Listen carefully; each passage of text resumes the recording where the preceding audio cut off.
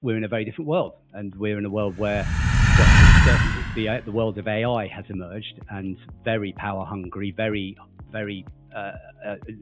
heat generative GPUs, which of course, because they're so expensive, people want them on all the time, which is brilliant for heat reuse, because then you can offer a consistent and ongoing heat source. Hi, this is Mark Bjornsgaard from Deep Green. You're listening to the Data Center Go-to-Market podcast. Hello, data center friends. It's Joshua Feinberg from the Data Center Go-to-Market podcast. I'm thrilled to have a very special guest joining me here today. I'm welcoming Mark Bjornsgaard, who is CEO and founder of Deep Green Technologies based in the UK. Mark, welcome to the podcast. Thank you very much for having me. I'm happy to be here. Thank you. It's my pleasure. I'm thrilled as well. I think the first place that would be super interesting to find out is you're doing some really cool stuff around heat reuse and sustainability in the data center industry. And I'm really curious to know, what was the path that led you to this? Was this something that you've been working on throughout your whole career? Is it something that you discovered way back when you were young or earlier on when you're going through formal education? Like, what was the path that got you to this place where you're founding and leading such a transformative kind of business for digital infrastructure? Well, it's like many people in the data center industry, I think it's somewhat circular in nature. I didn't come here sort of off the bat, if you like. We developed the business 8 years ago with a company called British Gas in the UK, and then we kept it on the shelf for many years. The data center industry really wasn't ready for the whole kind of concept of heat reuse. And in any case, we were always standing on the shoulders of a giant, in this case, Microsoft, who had written a white paper in 2011 outlining how the industry could think of, at some point in the future, capturing heat from data centers and from computers. So, and even back 8 years ago, I certainly wasn't the brains of the operation. We set the business up with a good friend of mine who had read the white paper, and we built the first prototypes. But it's taken us something like 8 years to get to the point where we are now. And now I'm pleased to say the industry is ready for it. And in many ways, it is certainly and you'd expect us to say it, but it's certainly an idea whose time has come. Not least because, as we know, the data center industry is struggling to find power, and if you reuse heat, as we are fond of saying, you can use the electrons twice. So you tend to get your power connections faster. All sorts of great things happen. I'm sure we'll hopefully dig into some of those details. So it was that foundational positioning paper that Microsoft published in the early 2010s that was the seed of the idea that this is something that could be possible. So yes, so that was it. Yeah, that was, and it was in that paper that Microsoft coined the phrase data furnace. So it was actually Microsoft who came up with the words. The truth of the matter is, as we know, workloads in data centers have been data centers themselves. The utilization rates, even of the hyperscaler data centers, are relatively low. It can be as low as 20-30%. And on that basis, it was always quite a struggle to imagine a world where you could provide continuous, decent heat from a data center. So there was clearly kind of major operational and technical issues around doing this sort of 15 years ago. But now, of course, we're in a very different world, and we're in a world where, well, the world of AI has emerged, and very power hungry, very heat generative GPUs, which of course, because they're so expensive, people want them on all the time, which is brilliant for heat reuse, because then you can offer a consistent and ongoing heat source. Yeah, it's actually really fascinating to think that Microsoft had the forethought to be projecting this as an issue, because I don't remember exactly when Azure had its big run up in market share, but I don't think they were growing like gangbusters in the early 2010s. Matter of fact, the part of Microsoft that I was involved in around that time was still struggling with a lot of the channel partners trying to reinvent themselves from premise-based client server to SaaS and cloud. Right, so very and forward thinking. I sort of again fond of we love our hyperscale cousins, and we're fond of being rude about the experiments that Microsoft particularly have been doing around, dumping data centers in the sea to keep them cool, because just in case the seas aren't warm enough or warming enough. But actually, to be fair, completely fair to Microsoft, they have, they championed this idea, and they have been. Not all experiments are good. That's the whole point of experimentation, right? So, and we've got Microsoft, Google, Meta. They're all now experimenting with direct air capture from their data centers. So, whilst I think, for obvious reasons, the hyperscalers provide somewhat of an easy sort of target for people, and there's a lot in there in the green reporting and electron use, which you definitely question whether it's being completely straight down the line. The reality is, they've been leading the charge on this. So, kudos, credit where credit's due. Yeah, and this topic is certainly capturing a massive amount of attention in the mainstream business media and even in the digital infrastructure media. Just before we hopped on to record this podcast, I saw a headline from one of the trade pubs. I'm thinking it was DCD. That I think it was 43% of the energy capacity globally is now within the control of the hyperscalers that the data center industry is going to be able to utilize. So yeah, it's a very high. It's the opposite of distributed, right? The opposite of distributed, and then we will. I'm sure again we'll probably talk about it later on. But this whole notion of the $1 trillion cluster, the idea of the cluster we need to build to birth artificial superintelligence, that's 100 gigawatts of power. That's 20% of the entire electricity generated in the US now that we need. We need 20% more of the entire US's electricity budget to then run the $1 trillion cluster. So, and it's really worth unpacking why decentralization is so good in this way, because when you decentralize, you then give yourself the optionality to generate and store energy on site, which has certainly in Europe has all sorts of very good benefits in terms of pricing and availability of electrons. So, for example, we have 6.5 terawatt hours of curtailed wind in the UK, which means we waste 750 megawatts of electricity all the time in the UK.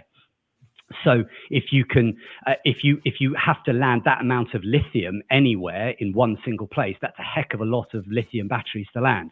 If you do it in a decentralized manner and you then allow yourself to put a lot more solar around a smaller data center, you can run more and more the data center off grid, which means you put less stress on the grid, which means you get to grow AI clusters faster, essentially. Less pushback from the community.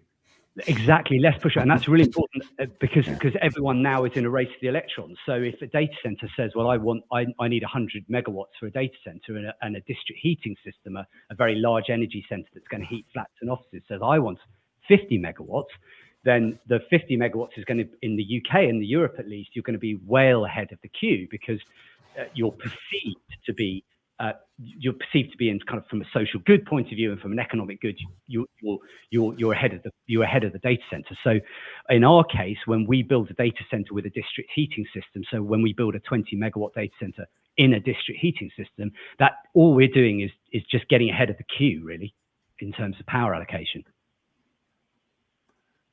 So switching gears a little bit, by the nature of what Deep Green is working on, the initiatives and the transformative impact that your company could have in the coming years, it really crosses all different facets of the ecosystem, the operators.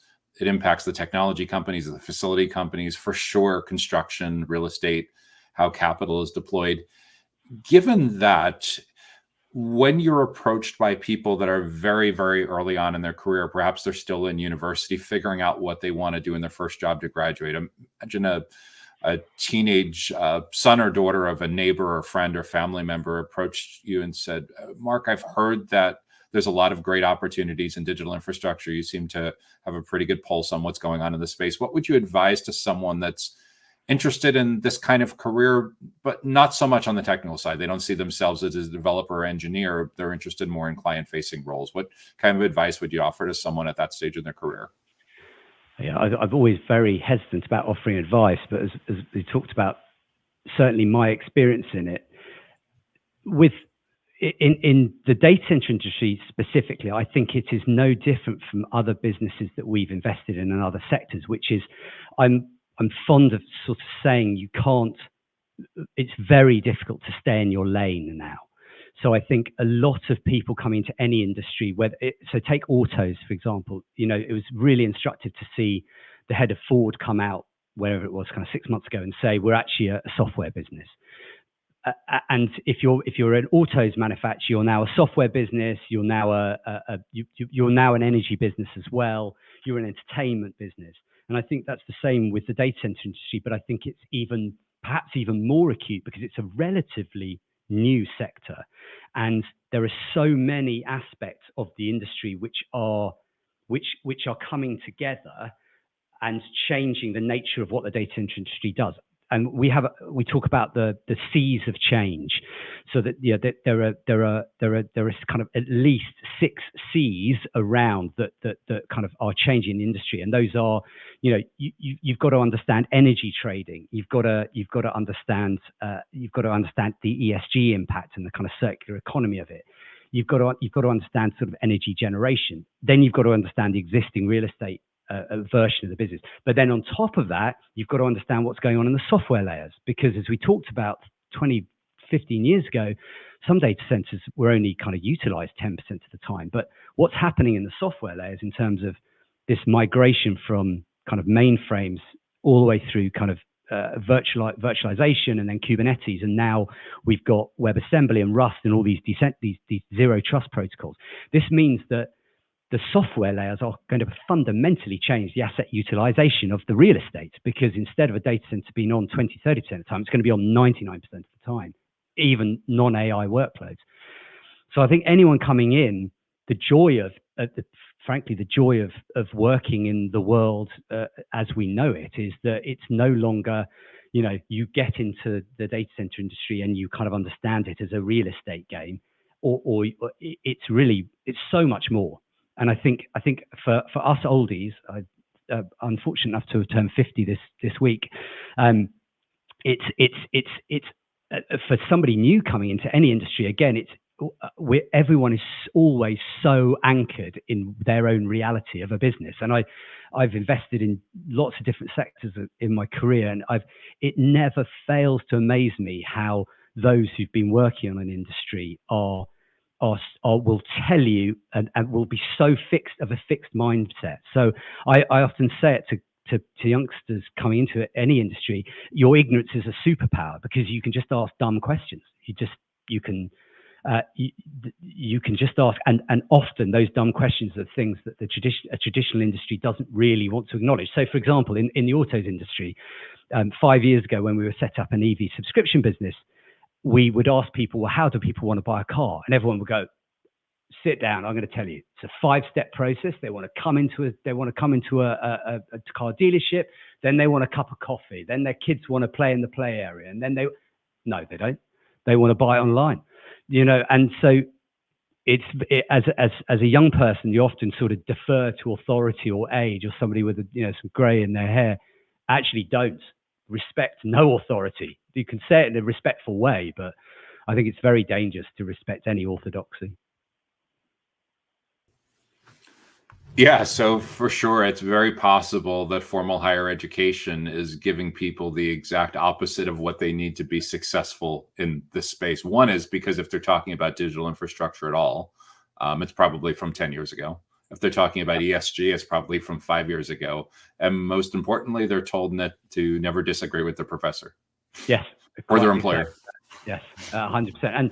And if it takes a lot. It's really difficult on the ego and the psyche when somebody tells you you're wrong all the time. I mean, as an entrepreneur, there's a lovely podcast, Stephen Bartlett, one of the guys who set up Netflix, and it's just there are no good ideas as an entrepreneur. There are only bad ideas. It's just how you shuffle yourself to a less bad idea and eventually to a good idea. So that's psychologically hard, and actually a lot of the time, everyone in the world of work now is we have to be entrepreneurs. The world's changing fast enough that most of us have no choice.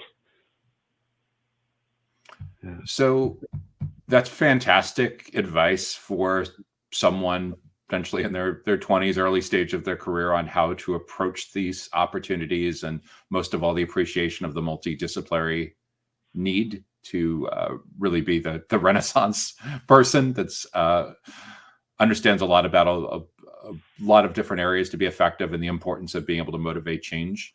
What about someone that you've known maybe earlier on in your career, worked at it with a different company 10, 15 years ago, you bump into them at a conference and they hear about the great work that you're doing with Deep Green, but they're not quite as locked into what they're doing with their career. They may be feeling a little bit of sense of burnout.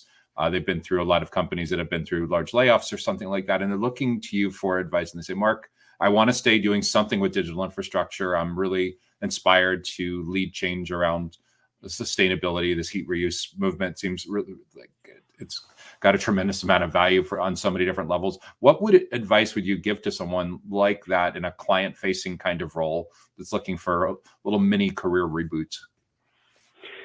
It's difficult. We have a saying where we used to have a saying in our venture capital company that when we're unplugging, I guess rather rudely, but I guess we didn't mean it like this, but corporate refugees, right? So I think whenever we all get anchored where we are, So some sort of resilience and flexibility around mindset is always going to be important. And it's very easy to say that. I think. And part of that is being when we only read when we're in our own filter bubble and we only read what we want to hear or what we're familiar with. I think it's increasingly difficult, isn't it, in this day and age, to actually read the other side of the other argument, whether that's in politics or wherever it is. I still, what we're doing is certainly not it's not received wisdom, as we know, by any stretch of the imagination. And I think, and when I would say kind of if anyone's been in a large organization or been somewhere for a long time, then it's often the case that stepping into a small organization is where you're going to find a different way of doing something, or a perhaps more social. Perhaps more sort of anchoring on what we think of the great transition and what's coming as the climate changes. So you're going to be, if you want to change, then you're going to find yourself in a smaller organization, and I think that then has its own charms and downsides and upsides. So I'll give you we start our senior leadership team meeting every Friday with group therapy, so we all check in. Now you probably wouldn't do that in a large organization, but in a small organization, because you all need to hear sometimes bad news, and you all need to have a lot of faith and a lot of trust in each other. You need a lot of psychological safety. So any way towards psychological safety is beneficial, and part of that we found over the years is checking in emotionally, genuinely checking in emotionally. I'm not doing so well this week because of X. So it's often in what you'd hope to be kind of relatively well-run smaller businesses. There are very, very different ways of working that, if you have been in a larger organization, or if you've been used to working in a certain way, I think good small organizations are quite different. And I think a lot of people are quite surprised at how different that is, if that makes any sense. That's probably a slightly rambling answer, but.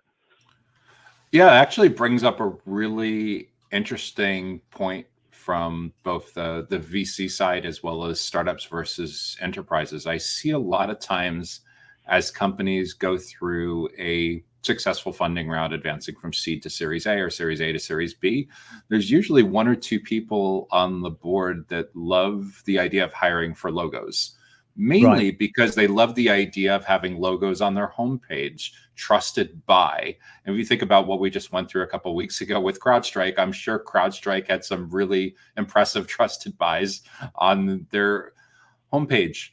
Every company gets motivated by a certain element of social proof. The challenge that I found with a lot of small companies is the sales hire, the marketing hire, the product hire that was at Snowflake or Salesforce or Microsoft in the past 5 or 10 years was there when there was already thousands or tens of thousands of employees, and they're on playbook iteration number 137. They weren't there back in the early days when there was one person running marketing doing 47 different jobs.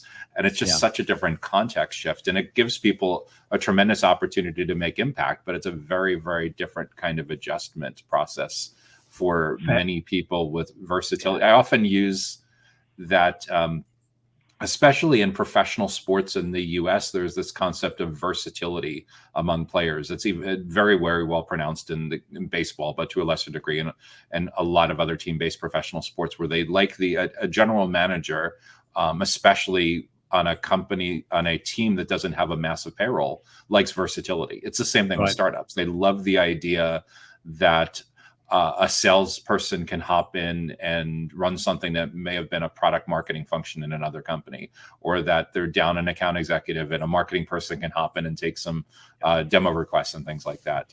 So yeah, it's a very, very different kind of context. And I totally see that when it comes to mental health, when it comes to psychological safety, being a company being culturally open enough to even have these conversations and vulnerability probably runs all over the spectrum as to whether it's accepted, encouraged, or looked at as a sign of weakness.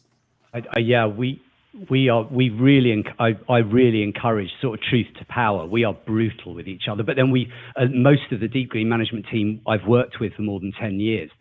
My wife calls us the genius donkey sanctuary, because it's all of us have worked with each other in different businesses for sometimes more than 10 years, but we all know each other. So there's a respect, of course there's a respect, but there's a brutal clarity that it's really useful when you know you're communicating an idea in words of less than 2 syllables, but there's no ego in there. You're not being horrible. You're just trying to get to a truth as quickly as possible. I love the book, The Hard Thing About Hard Things. I don't know whether, I'm sure a lot of your audience will know it, but it's Andreessen's book and it's so good. And it's all about hiring your head of sales, and also that evolution through that. I gave it to one of a good friend who's I've known for 15 years. He's now our CMO, and I gave it to him to read before he started at Deep Green. And it says how to fire your best mate who you've got in at this stage of the business, and then you have to eject them because they can't grow into the next phase of the business. And he sort of, but it is sales particularly is, and the book has got a whole appendix about how you hire sales specifically. It is in a startup, but so much of sales in a startup is because you actually don't know what you're trying to sell to whom. The reality is a lot of people are hiring somebody in sales and marketing when really the question they need to ask is what am I trying to sell and to whom? Because once you really know that, then it's an easier game. Yeah, that's why the early sales hires, to the extent that they can wear the hat of part-time product manager, to understand the feature requests that they've heard 3-4 times already that they're not closing deals because of, they really need to push back to the CTO, the technical founder, the CEO of the company, and say, hey, look, there's $1.5 million in pipeline that's not closing because we're missing this. What do we have to do to make this a priority to deliver this? Because they've told me not only are they going to jump on board, but they said each of them have told me they have 2 or 3 friends in similar companies. So there's definitely a very being able to cross-disciplinary, multifunctionary across a full go-to-market function. The smaller the company, the more vital it is. The easier it is.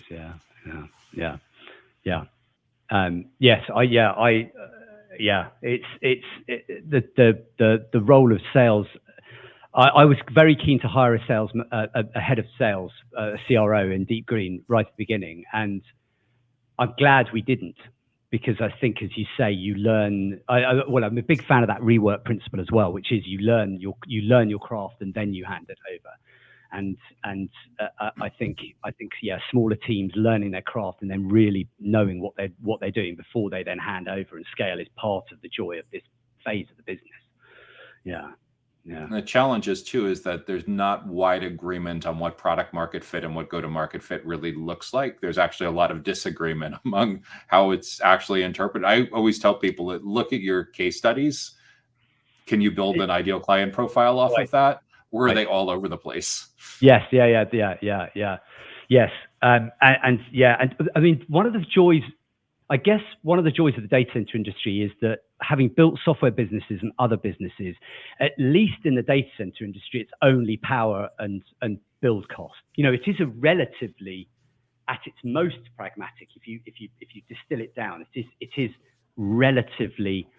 There are fewer levers to pull, I would say, than some businesses. We think, I always like to think very simply about anything, and in our world it really is how much you can build a megawatt of a data center for and how much is your power cost, and those are, of course there's a million other variables, but those really are the two levers that you've got to pull. The Data Center Go-to-Market podcast is sponsored by DCSMI, elevating the role of sales, marketing, and go-to-market GTM professionals in the growth of the data center industry. To stay informed about upcoming episodes, make sure that you subscribe to the Data Center Sales and Marketing newsletter on the DCSMI website that can be found at www.dcsmi.com. Again, that URL is www.dcsmi.com.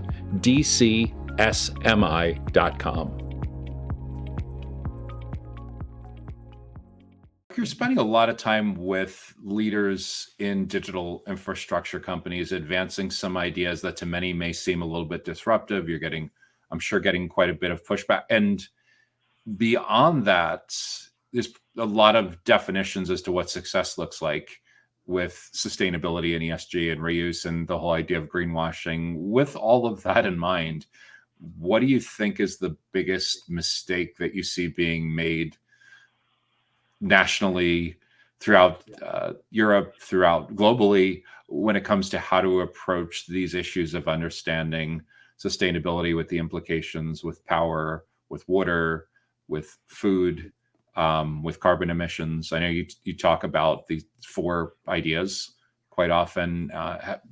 When you wrap that all together, what do you think the central root cause of all of it is?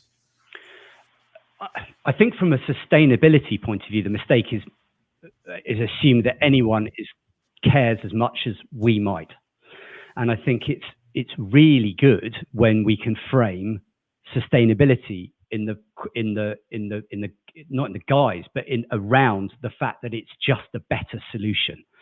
So we are laser focused on that. You know, whatever we've done in terms of drawing attention to deep green, dressing up as lifeguards and showing all the social good that free heat can do, the reality is deep green as a data center company just provides a better product than everyone else out there. Now, of course, you'd expect me to say that because I'm chief exec of Deep Green, but just on every metric, it's better. So I guess the mistakes we see a lot of are people assuming that in the nicest possible way, not that many people, well, very, very few people are going to make a purchase decision in a B2B situation based only on your sustainability credentials. It's got to be better.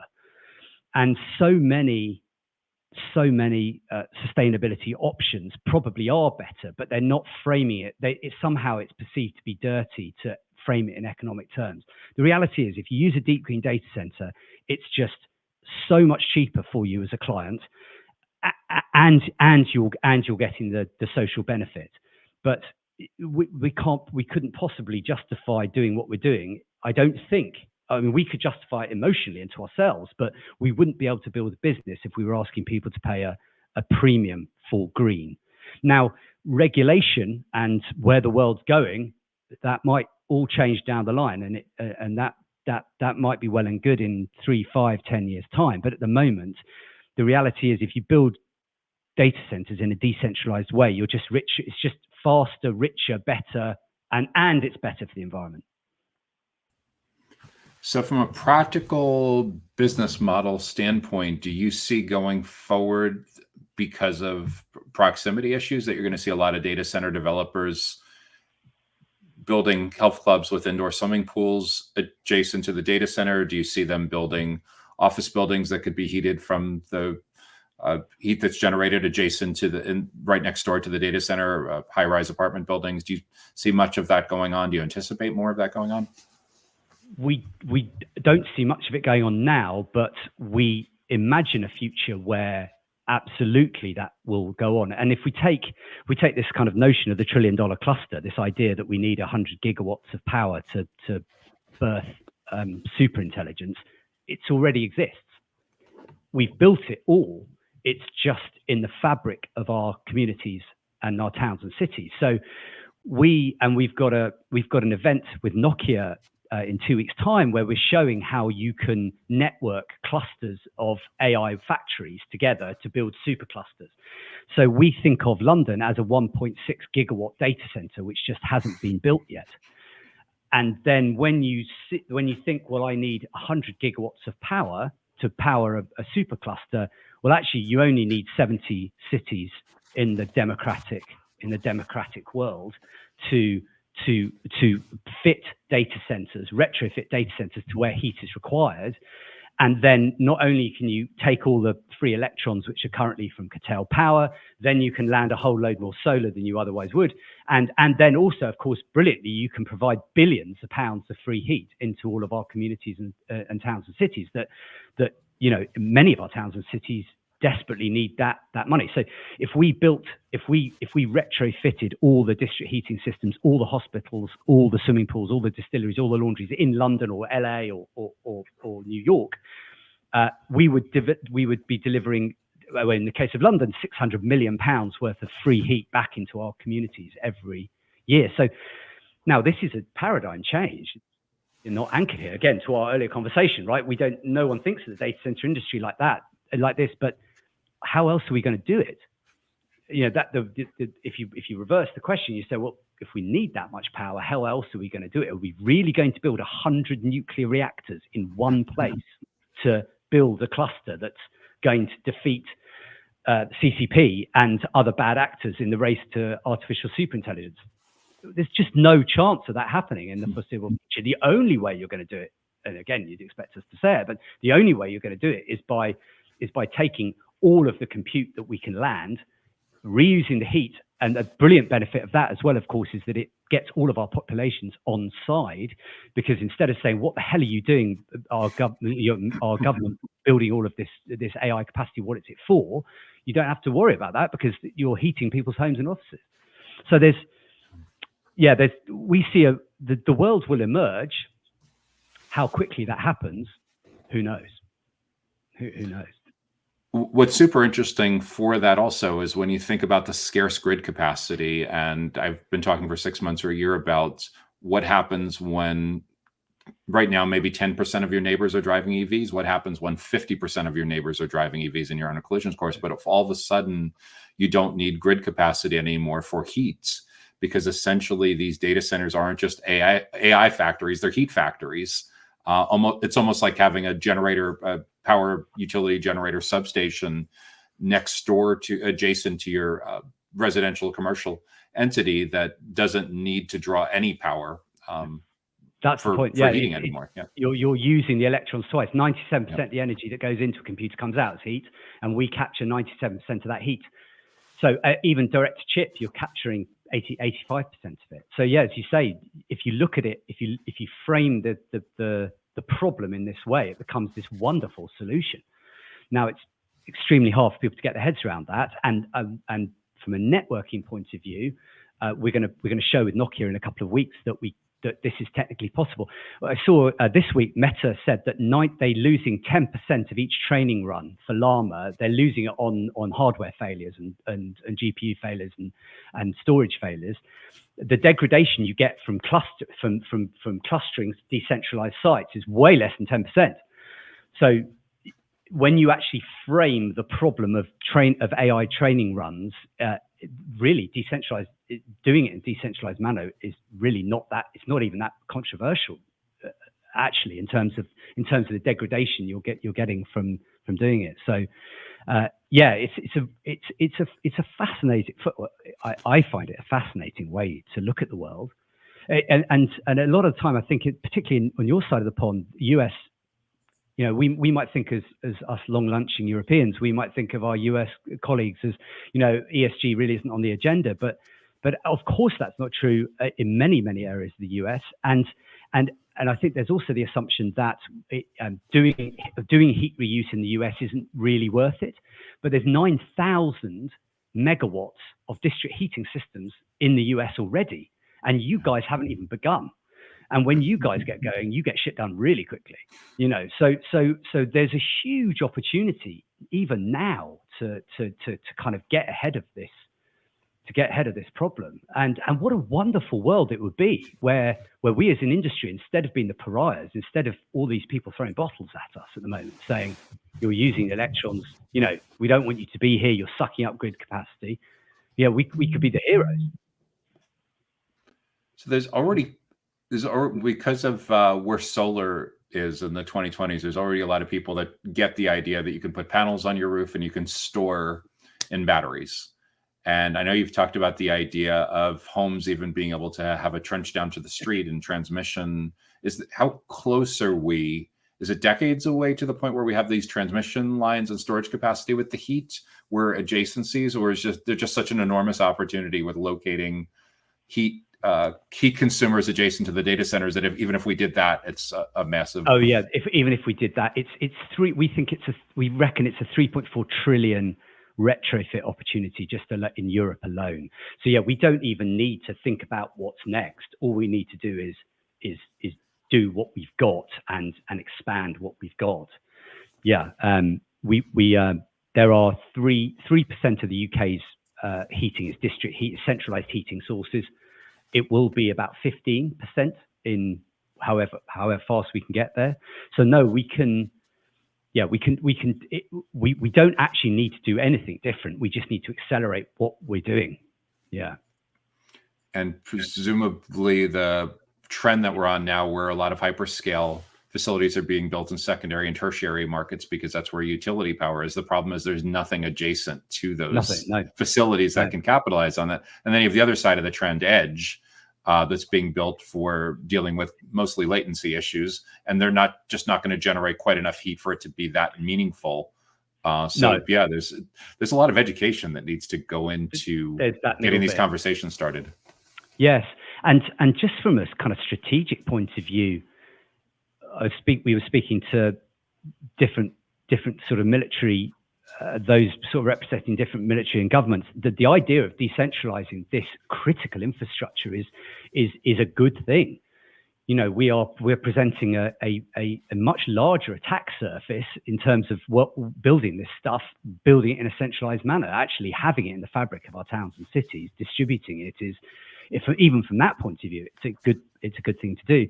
And then, as you say, in terms of the grid constraints, the reality is, even if you believe that electrons, all of those, 20% of the entire US electricity supply is going to be available in the next 10 years, even if you believe that, as you say, you just can't.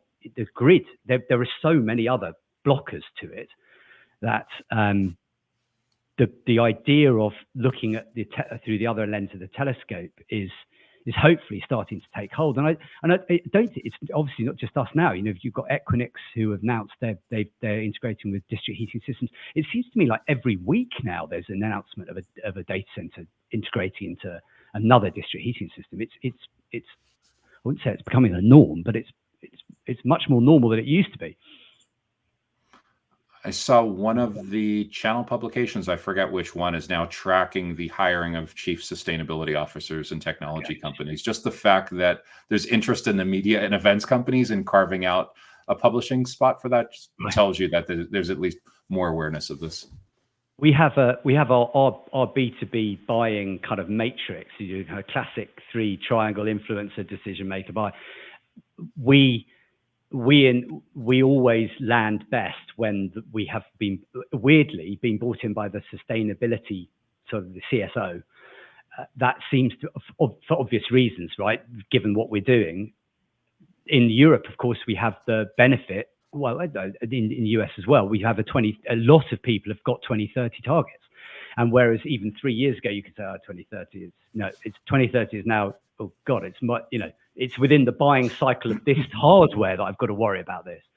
So I think in a good, bad way, whichever way you look at it, regulation and commitments and targets, the corporate machines are starting to to churn in a good way, and corporates do whatever good, bad you might think about them. What they do is they action the plans that they've got in place. That's how corporates work, right? They stick to the plan. So I think we can be quite heartened by that. I think things will change. Hopefully, the speed of change we've seen has accelerated, as you say. Hopefully it increases. Given all of this change and just how multidisciplinary the nature of what you're doing is, do you have any favorite resources that you use to stay up to date on what's going on in this industry? Any favorite podcasts, any favorite YouTubers or similar kinds of outlets that you depend on to truly get a pulse for what's going on in this very vast industry? I think all of the above. I think to that discipline of reading outside of what you do. So since I was almost my first sort of years in work, I've had a feedly. I've read I probably read 300-400 blogs a day, but I do it in such a way that I've trained myself to flick through my RSS reader, and I kind of trust my brain to read it before I'm conscious of it. So I mean, all of the usual kind of suspects in the industry are great, and there's wonderful kind of podcasts, both your side and our side of the pond. But also, I think there's energy and battery tech and energy tech podcasts, I think, are really, really important. And then actually the wider ecosystem of technology, again, this kind of software layers, if you like. I think there's you can't be too wide, if you like, when you're approaching it, when you're approaching the industry we have. There are certain, I have to say, I do love the Stephen Bartlett podcast. He's Diary of a CEO is brilliant. Not necessarily for the specifics of our industry, but just in terms of kind of the mindset of running a business. There's a lot of health on there, but there's also a lot of business and entrepreneurial and sort of next stage business. So whether that's the chief exec of Amazon or a famous basketball coach or whoever it is, there's learnings are often applied, right? Aren't they? It's often the great in one sector. You can very easily port their learnings and their thinking into what we're doing. Yeah, that's truly fascinating with how many discrete pieces of information you're consuming on a daily basis to synthesize all of this and figure out the pulse of where this is going, in addition to probably the even more valuable part of having dozens of conversations every month with stakeholders to get a feel for how they're approaching this on a local region. I test myself. So if I've got 400 to read, I'll flick through. And if I notice something, I'll stop. And then I have gone back over those 400 and thought, right, I'm going to read them and see what I've missed, what I would have tagged otherwise. And it's amazing. But 20 years of your brain just being kind of, I mean, God knows what it's done to God knows what it's done to distraction or your ability to actually. Yeah, I'm not sure it has actually affected the ability to kind of actually focus on one. But yeah, breadth I think is really, really important. Yeah. That's the premise of all these feed-based platforms now, where like YouTube and LinkedIn 10 years ago, in order to see content consistently from the same individuals or companies, you had to follow or subscribe or show some signs of engagement. They've all gotten smart enough now to know that if you stop and you're hovering over a post for 30, 40, 50 seconds, that's a micro engagement, and they know they're going to keep showing you that creator over and over again to increase your time on a platform. So yeah, and then there's this whole phenomenon in the last couple of years, the TikTokification of the world, where everything's getting broken down into 59 seconds or less. And that is brutal, and we all suffer from that. I've just finished a brilliant book called The Anxious Generation, which is which is Jonathan Haidt talking about the effect of social media on particularly on our kids' brains. I think there is I think I'm putting you in my age bracket, Joshua, but I think we were fortunate enough to live in a world before perhaps some of our ability to keep concentrating more than 10 minutes. But yeah, no doubt our brains are being rewired. That's for sure. Yeah. It looks like even LinkedIn has very recently succumbed to this, because in addition to supporting the short form videos, it's not that front and center, but there's a way in which it senses that you're watching these shorts and opens up something that almost looks like the YouTube mobile app experience already. So coming to a B2B professional network platform near you in the coming weeks and months. I am guilty now of putting a longer wired or some other sort of lengthy, but I'm putting it to ChatGPT and saying condense. I have to say I am guilty of that. Spitting out. I did that on the $1 trillion that white paper that Leopold wrote about situational awareness. It was called a brilliant white paper, but it was very long. So I put it into ChatGPT, and that part of the utility is that distillation. I'm sure I've missed some of it in the non-reading of it, but you get the bones of it. Absolutely. And I think for anyone that needs to be able to advance ideas that are anything but a commodity, where they're many times disruptive solutions. I talk to a lot of Gen X founders and sales executives who've been in the space for a while, and they don't understand why it's not as easy to get attention of prospects as it was 10 years ago. At the risk of sounding really meta, what we're doing is how you need to show up. They need to see you as an expert and not just someone that's focused on a transaction. Right. That's the key unlock. You don't necessarily need to go immediately change your job title on LinkedIn, your email signature, and business card, but it's not doing you any favors. No, and Stephen Bartlett, actually, he wrote his book, which I have to say, I don't know why it's a really good book, but that Disruptive. We did that at Deep Green, more by luck than judgment, but it turns out instead of talking about edge data centers, about the quality of the immersion tank, if you dress up as a lifeguard and then you build a supercomputer in a swimming pool and show how much that story is such it cuts across so people's perception of what's normal, of what they're seeing in their LinkedIn feed, that disruptive, that was the thing that sort of elevated it into kind of a crossover story, if you like. Yeah, it was just something that most people in the data center industry just weren't used to reading. So the unfamiliar got the attention. Yeah. Now even they're all. I was going to say, even when I saw that video, the idea of the child recounting how they missed the idea of the ritual of having soup and hot chocolate after they went for a swim. I didn't even know that was a thing. No, and that was not me. That was Matt, our CMO, who framed that like that. But yeah, who has framed a data center company in that childhood story of hanging out with your dad in the 70s, who probably didn't really know to hang out with, wasn't particularly emotionally aware dad in the 70s, and linking that story into a data center story suddenly is the unlock. Yeah, I guess just telling a more human story. I think that's what we haven't talked a lot about that, but I think that's a lot of, particularly our industry, because it's so technical, and we love talking about PUEs and immersion tanks, but not so much for outside. Jesus. Yeah. I know the big data center operators for sure in the US get this, because they invest quite a bit on community outreach. They do community fairs. I know one's sponsoring a concert series, so that they get that they need to spend a lot of time, not just with the lobbyists and government regulators, but it's definitely influencing how the taxpayers and they actually see the value of their company. Yeah. But a lot of that is badging. It's not deeply integrated into the product. Do you know what I mean? It's the belief that I can just somehow badge something and it will be all right. I think what I guess it's perhaps a case of through across B2B marketing. But I talk a lot about, we mentioned a couple of times in other scenarios where I think it was Google that was getting a hard time about building a data center in the UK, and the picture in the Daily Mail, one of our newspapers, was the data center, and then in front of it was the housing estate.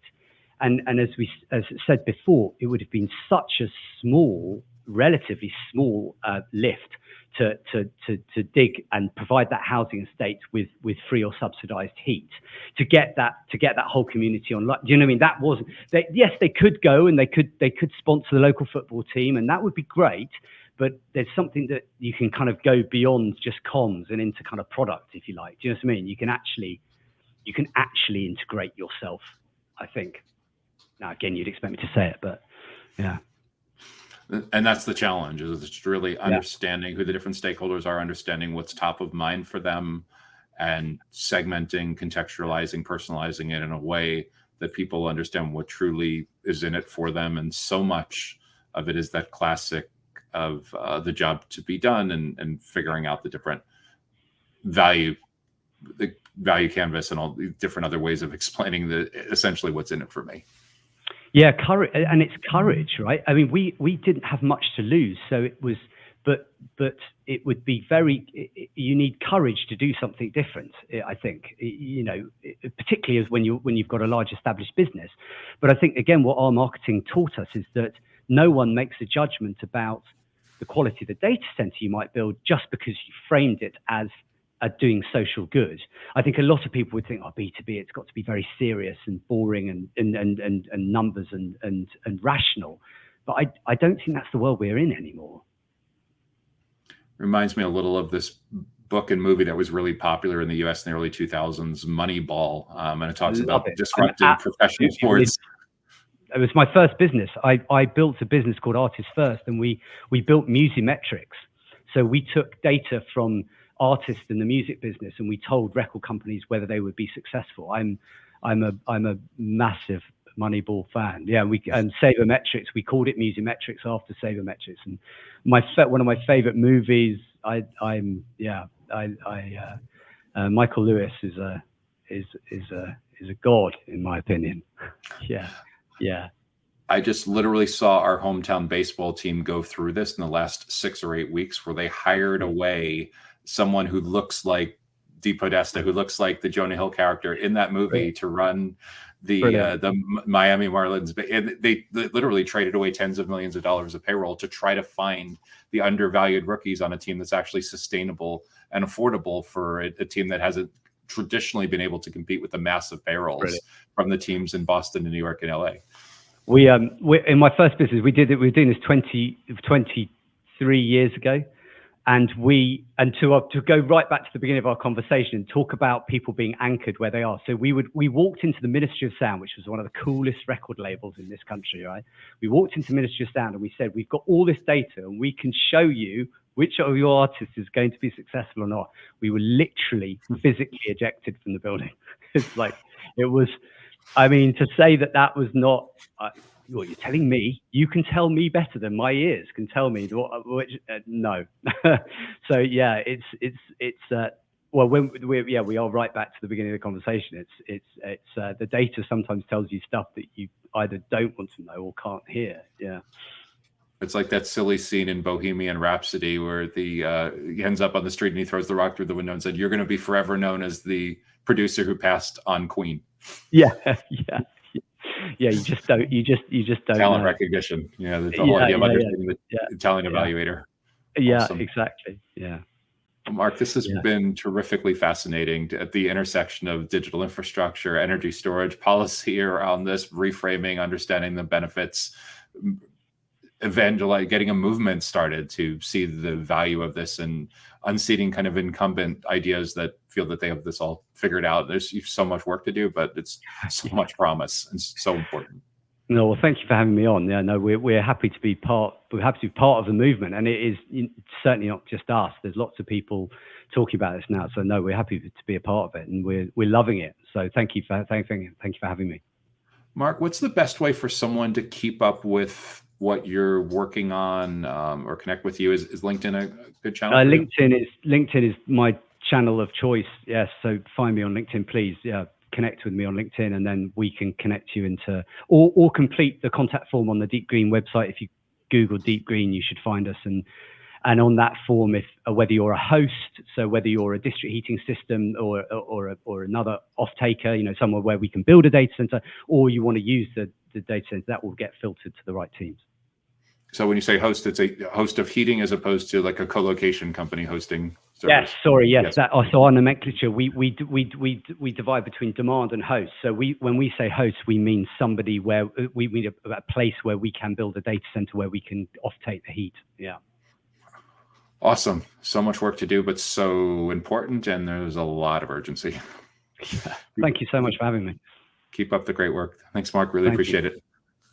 The Data Center Go-to-Market podcast is sponsored by DCSMI, elevating the role of sales, marketing, and go-to-market GTM professionals in the growth of the data center industry.